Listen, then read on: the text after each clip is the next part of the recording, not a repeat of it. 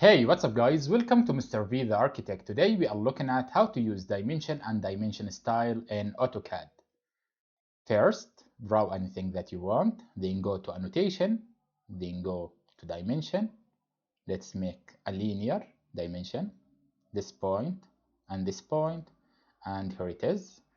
Also this one, from this point to this point, and here it is. Let's make a dimension style.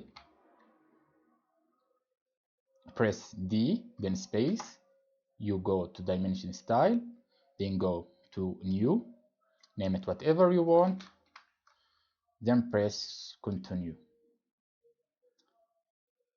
The lines, the first one, I don't want this two lines. From here, I turn it off, then go to simple and arrows. The first, let's make it oblique. And also this one, the same. The text, you can change the text high. Let's make it 0.5. Primary unit, let's make it 0.00. Then press OK, then select it, then set current, then press close.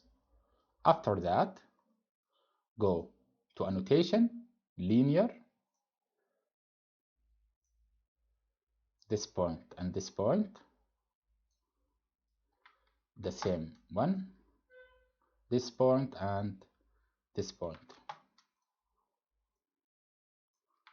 And here it is.